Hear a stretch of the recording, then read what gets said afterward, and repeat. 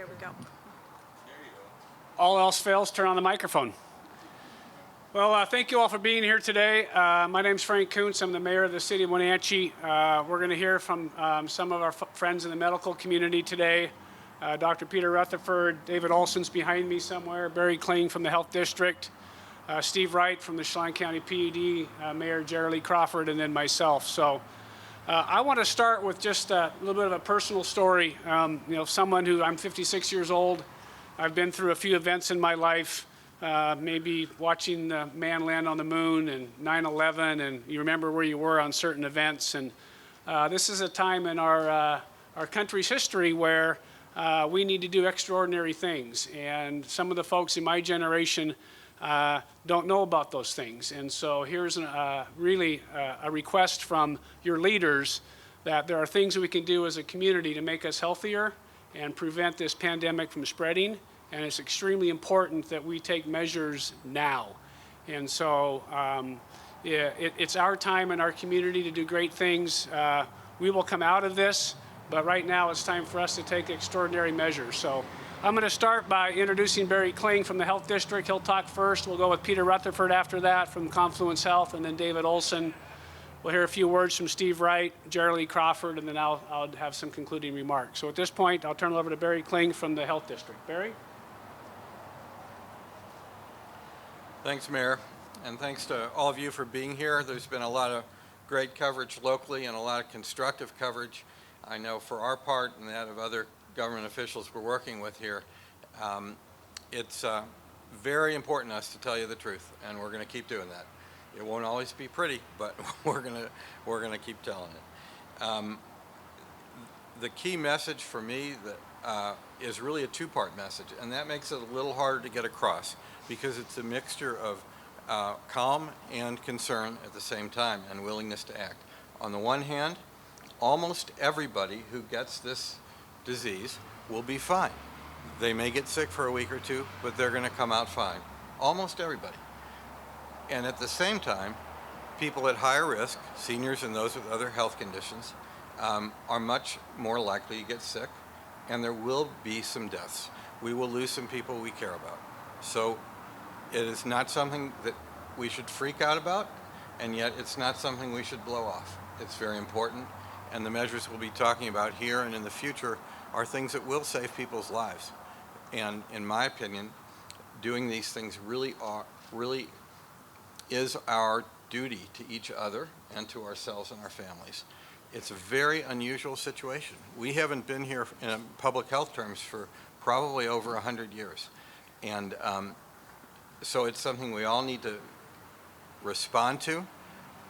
Personally, my approach is to remain calm and remain focused. And I hope that as many of our neighbors and friends can do that as possible, because that's what we need to do.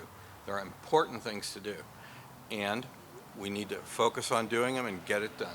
That's what's going to save lives and reduce the impact of this in our community. So I want to tell you that the single most important tool we have to reduce the harm from this outbreak is what we call social distancing. And that's all those things that involve canceling group activities, closing businesses, sheltering at home. There's been talk in the media about shelter in place, and I guess there are more drastic things that could be done, like issuing legal orders about that, but that's already being very, very strongly recommended by everyone from the governor to a local health department administrator like me and others that you'll hear from. And it's really important that we do that to the greatest extent we can. And in doing so, you're not only protecting yourself, but you're doing your part to protect the community and to people you care about who are in those high-risk groups. So it's really important. At the same time, we know it is really hard. It's hard on business people. It's hard on all kinds of people. And we don't take that lightly. The one thing I can tell you is that the hardship you're putting up with is not pointless. The hardships you're putting up with are the most powerful tool available to help protect each other and yourselves. And it's just really important to do it. We've seen a lot of tremendous cooperation in this community. I am really optimistic that we do not have to resort to mandatory orders and that sort of thing to get people to further isolate themselves and to maintain that for a while. It's not going to last forever, but it's not going to be over in a couple weeks. It's going to be a while. A lot of us are working very, very hard on it. We have the pedal to the metal in terms of public health staff, and so do the healthcare providers. We're working actively with cities and counties, both counties and our Chelan-Douglas Health District, and there's a lot of support and vigorous action by local governments to do everything we can to respond to this effectively. And if we do that, okay, I'm so bashful that I'm usually hard to hear.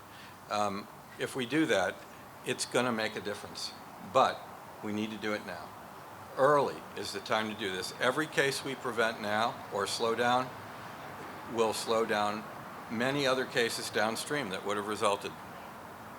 We're not going to see immediate results because infections that occur today and tomorrow and next week that we may slow down or prevent wouldn't show up for a couple weeks anyway, right? So don't be surprised if there's going to be some additional cases announced.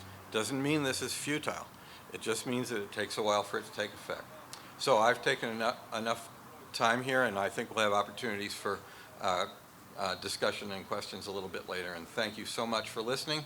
And you are a critical part of the response in telling the truth to the public. So thank you for that.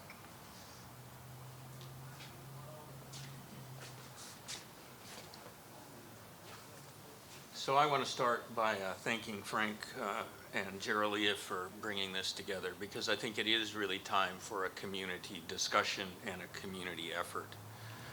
So as an organization at Confluence Health, obviously like everyone else, we have been following all of this with rapt attention and a recognition that we as a community and a region are in all of this together. And to really stress what Barry Kling said, every one individual's actions in this will potentially affect many others in the community, and we can't lose sight of that.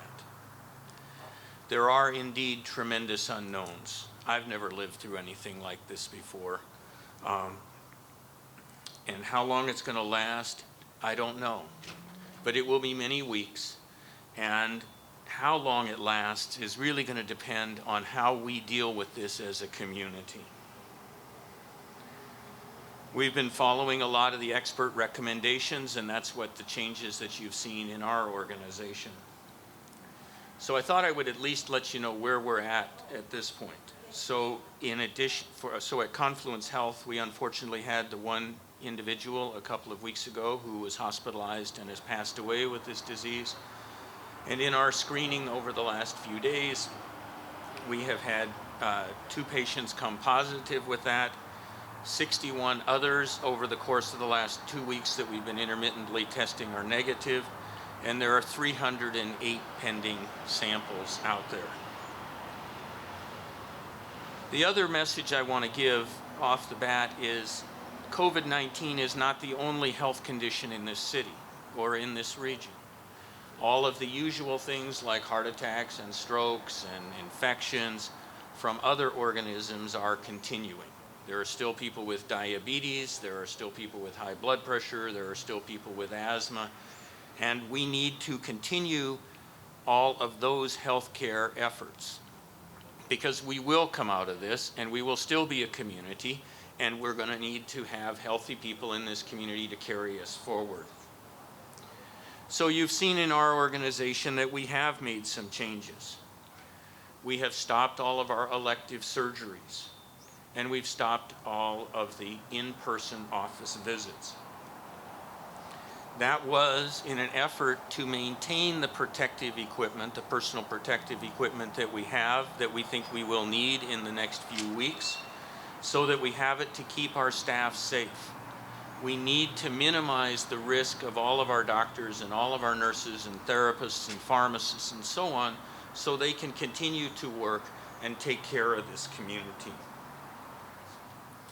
And the second is to be a good community member and reduce the in the congregation of people. We need to social distance in our business as every other business does.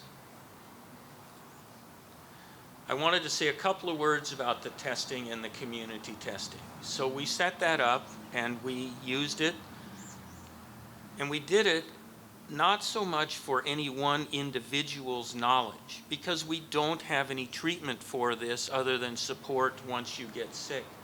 But we did it in an effort to try to find an epidemiologic level of this condition in our community.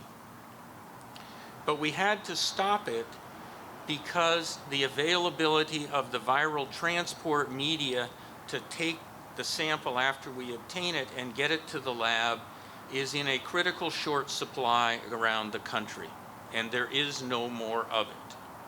And we can argue about why that is, but that's for another day. The reality is it isn't here. We do have a few tests left, about 100 or 2, but we are going to use those for people who need hospitalized, because we need to know who's sick, so we need to know who to use the personal protective equipment again to protect our employees. If it improves in the future, we will do it, but we aren't at this moment. The second dilemma is, once you obtain the test right now, the turnaround time is 7 days to get the result.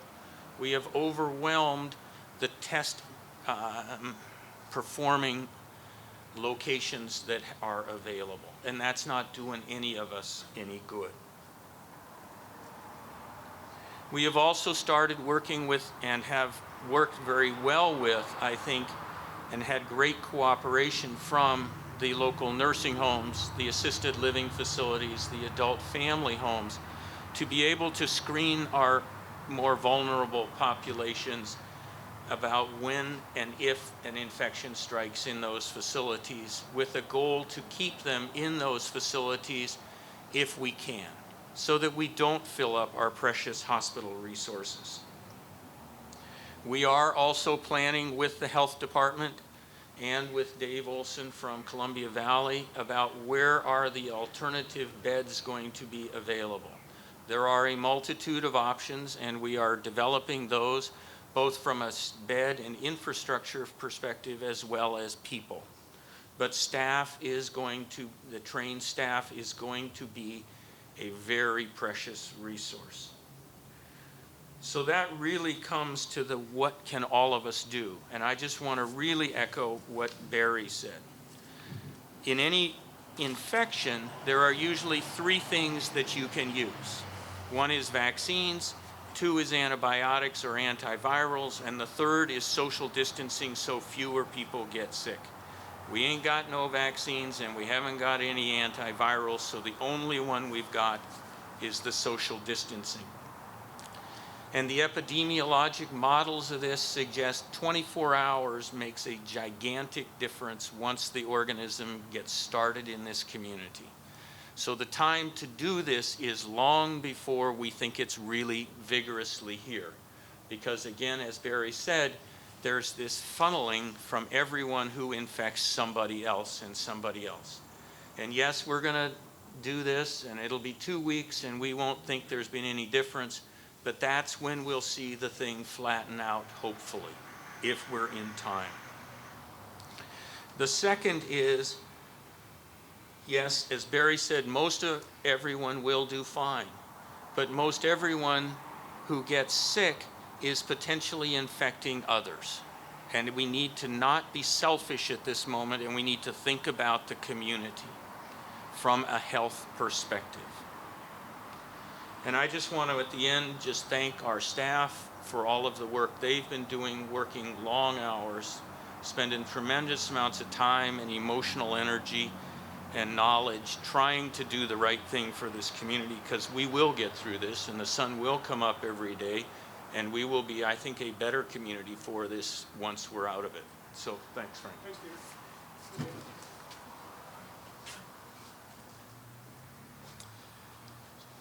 The mission statement of Columbia Valley Community Health says, partnering to achieve optimal health and wellness with compassion and respect for all. Partnering is a very important part of how we take care of people. And on most any day, at any time, when I usually think of partners, I'm thinking of Confluence Health or some of the other healthcare providers. But this is not any day, this is a special time. And now our biggest partner for keeping people healthy and well is the community itself. You know, it's often said that health is determined more by what individuals do than by what happens in a doctor's office. What individuals need to do now is exactly what Peter and Barry were talking about. Staying out of large groups, staying at home, call it social distancing, call it whatever you want. That will do more to make sure we get through this as well as we do than anything else. I know this is a scary time for a lot of people, but the fact of the matter is, Wenatchee is a family, and it's a community, and people in a community take care of others. I've heard some stories of some incredible people in this community who are going above and beyond to take care of their fellow citizens. You know, this is going to be tough for businesses, for individuals, but when we all pull together, tough times don't go away, but you get through them.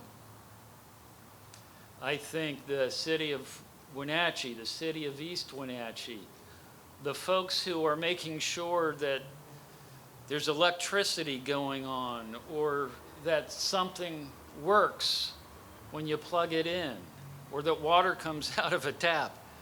All that stuff has to keep going. Healthcare providers who in some cases will literally put their lives on the line for their fellow citizens. All of those are an asset.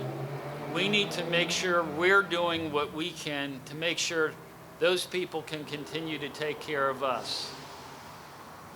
I work in healthcare, but I'm not touching patients, so I'm staying at home right now.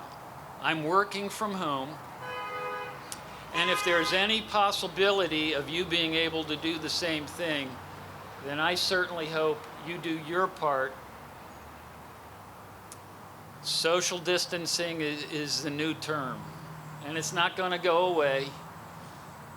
But for those of you who are really scared and don't know what to do and you're stressed, this is a challenging time, but you know, there's light on the other side, and we'll get through this.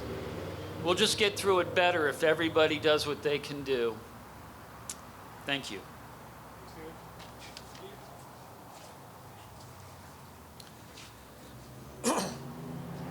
So I'm Steve Wright from Chelan PUD, and I just want to say, first of all, that what you see is a group of people up here who are working together. We've been communicating actively for the last couple of weeks, way more than we normally do, because this is a public health crisis, one that we all have to be committed to working together on. I will say from our actions, we are guided by our health professionals. We are talking regularly to CDHD, to Confluence, to CBCH to try to get their guidance about what we need to be doing in terms of our workplace. And we are all in with respect to actions to reduce the problem of community spread. Our first priority is to maintain reliable utility services. So we're providing electricity to 100% of the county, fiber and broadband to 75% of the county, and water and wastewater services to smaller segments. And all of those are necessary services that people have to have. And we are committed to making sure that those will be maintained throughout, no matter how bad this gets. We have designated emergency and not emergency personnel. All of our non-emergency personnel have been encouraged to work remotely. Most of them are, and they are working. They are not just home, they are working. And I want to be clear, non-emergency people have to do their jobs because the emergency people need them to support them to make sure that they've got the things they need to in order to be able to carry out their jobs. Our emergency folks We have been working to create basically bubbles around them to try to insulate them, and we're in the midst of even taking that further to try to minimize the exposure that you might have one group of people who gets infected, that they don't infect another group of people. So crews, we're isolating them to try to make sure that we don't have cross-pollination between them.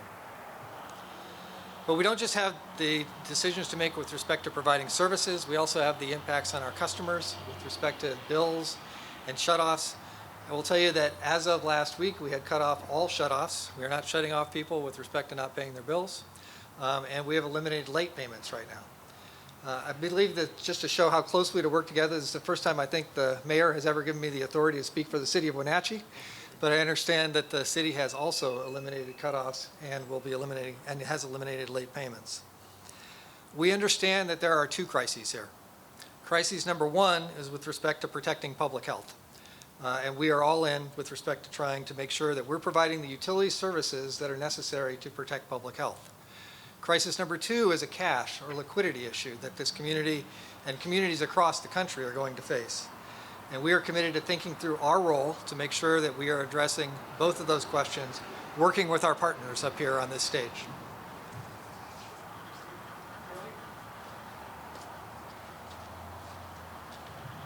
Good afternoon. My name is Jerrilea Crawford, East Wenatchee Mayor. My message today is one of gratitude. The phone calls and the emails that I've been getting at the City of East Wenatchee has been people who have been offering support and help and ways to give back to the community. Of course, we have had people who are in need and are looking for guidance and reassurance, but the most that I have heard from the community is people reaching out and wanting to help one another, and I am very appreciative of that. I'm also very grateful for our partnerships. I want to thank Mayor Kuntz for inviting me here today for his press conference because we are in lockstep. We need to make decisions as a whole community. Douglas County and Chelan County, we talk regularly as well, and we are all in this together, and we are making our decisions together. Sometimes the timing might be a little bit off, but we feel the importance of all of us doing this with each other's support in mind. I also just want to touch on a couple other things. Finding that this community is really resourceful and creative, and I encourage people to continue to find those ways to reach out to your neighbor. Maybe that does not mean that you're going over and sitting down and having coffee, but maybe it's a phone call, or maybe it's just a text message or a funny Facebook post that you put out there to encourage your neighbor and help folks along. This is difficult. People, the emotional roller coaster ride that folks are feeling is real, and the part that we can play to support each other that way is great. I love that creative thinking. And then the other piece that we are doing as elected officials and community leaders is we are future thinking. We all recognize that you have many questions out there about what does this mean for our future, our economy, how are we going to recover? We are working on those questions now. We don't have all of the answers, but we know that they're coming, and we are trying to do our best to find solutions for you for the long term. And we continue to have that conversation daily. So again, I'm just grateful for all of you, and I appreciate the opportunity to get to talk to you today. Thank you.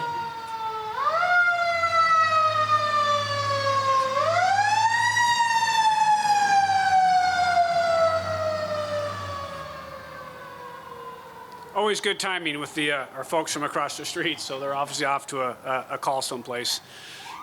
Oh, sorry, I'll turn that up a little bit. How's that? Is that better? Okay.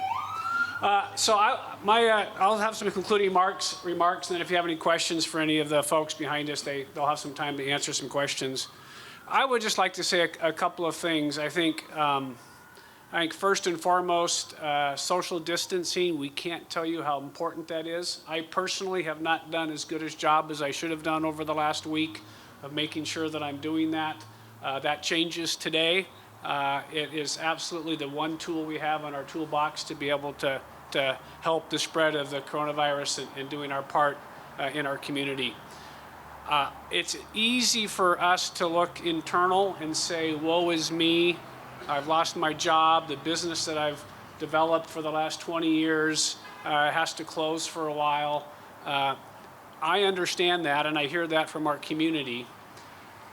The other part that we have to do after we sort of have the woe is me is what's in the best interest of my friends and my neighbors and the people that I live next to and I work next to. And that's the part that we really have to focus on today, which is if I'm going to be a good neighbor, I need to make sure that I'm doing social distancing, that I'm checking on my neighbors to make sure they're all right. You know, things that we can do, we can enjoy a beautiful day outside. Our medical community has said it's okay to get outside, it's okay to hike, walk, bike, maintain social distancing. This is a great community to do that. It's okay to get outside and do some outdoor activities as long as you maintain social distancing. So I think that's an important message for our community. I know that Steve Wright has been working with the PUD and the city about maybe perhaps opening up some of the trails and the foothills a little bit early, just in order to help give folks a place to go out and hike and do some outside activity. I will say this, the reason we're here today is because now is the time, and for this is our time. This is our, call it a war, call it a health crisis. This is our time to act. Wenatchee can either be leaders in the world about doing things the right way, or we can stumble and be looked at as, well, why didn't you do that? The evidence is clear when you look at other pandemics. Those communities that did social distancing and did it well had a way less impact on their community than others. It is our time to do that. It is our time to be leaders. We will get through this. We will be stronger when we do. Right now, it's time for all of us to buckle up and do what's in the best interest of our friends and neighbors. So that sort of concludes my remarks. If you have any questions, I know the guys are out doing what they're doing. The reason we're outside is we didn't want you all inside where we would be have the social distancing issue. So part of being outside is you get the folks, our first responders, doing their great work. So if you have any questions for me or for any of the healthcare folks, this would be a time if you wanted to yell them out here, and we'll get the appropriate person up here to answer. Jefferson? Anybody address what kind of outreach or health assessments there are available for our homeless community as regards COVID-19? Chief, you want to deal with the homeless question? From a public safety standpoint, we're exercising all the things that you've just heard from the doctors and the organizations in the healthcare. When it comes to the homeless, yes, we still have issues with resources to send those folks to, get them off the streets. That continues to be a bigger issue. From my standpoint, from a law enforcement perspective, we have to keep our folks healthy as well. We've implemented several protocols that bring in the distancing. Also, proper protective gear is being distributed so that we can deal with folks a little bit closer and still feel confident that we're not going to have an additional infection. For us, it's critical. The sirens that you see here going off here today is kind of a testament that our job doesn't stop. The fire department, ambulance crews, and police all have a very specific function out there, and we are not going to reduce any of the field type activity. We're going to still be there, but it just, in this current condition and where we're all working to flatten out the infection rate, we're going to continue to have protocols in place that help us to get there.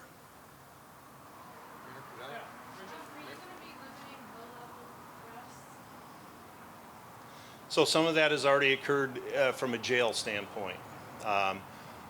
We will be serving citations on low-level misdemeanors and trying to keep our jails free of additional people in there.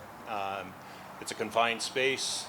Not much social distancing can occur up there, so we're implementing some of those processes as well.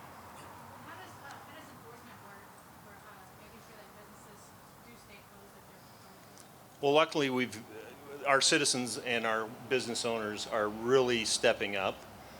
There were some early folks that were questioning whether there was proper authority at the state level, but all those businesses appear to be falling in line as well.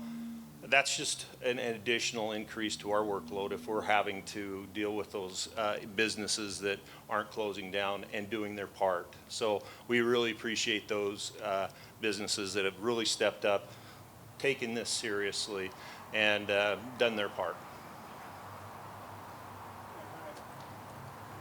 I think what I would add, Bridget, is that at this point, it's really the Department of Health that has most of the legal enforcement obligations. So they've been out when we find a business that's open that might be on the list of ones that the governor has said shouldn't be open. The health department team has gone out and explained to them sort of what the rules are, and we've gotten compliance. We've had a few stay open longer than we would have liked, but I think at this point I am not aware in the city limits of the city of Wenatchee any businesses that are open that shouldn't be under the governor's order at this point. And I would like to also mention we are working with both counties. They've got some money coming in to help with some sort of housing with COVID-19 folks. And so I'd like to thank both our county commissioners from both counties to working on that. And I think it's $800,000 or so, and I think they're trying to figure out the best way to put that to work. The other thing we are talking about amongst the healthcare professionals in the city is this idea, if this gets a little bit worse, we may end up having to have another location in the city limits someplace in order to put those that are infected by the COVID-19 virus. So we're, as government should do, we're sort of planning for the worst and hoping for the best. So we are planning as if this is going to be significantly worse than it is today so that we have things in place. The city of Wenatchee, I signed a declaration of emergency yesterday, really gives the executive branch a couple of tools to sort of help. And so it's sort of what government does in times of crisis. We sort of hunker down and start thinking about long-term things that we can be doing to help the community. I'm sure Jerrilea never thought she'd ever have an emergency declaration in her first couple of months as mayor. Yet it's the times where we're at, and so we're doing what we think is the best in the public interest. Very interesting, as we were talking, a woman came up to pay her sewer bill, and of course we can't take sewer bill payments today via cash. So I said, when this thing's over, come up and pay your bill, and there won't be any interest or penalties. So it's that sort of thing that is, people are trying to do the right thing, and yet we're trying to take care of our employees and the community by making sure we have social distancing and those things that are important. Any other questions? Thank you all for being here. Thanks for helping get the message out. Right? 2 words, social distancing. Thanks, everybody. Thanks, guys. Good job. Yeah. Thanks for being here, Peter. Thanks, David. Take care of yourself, David. Thanks, David.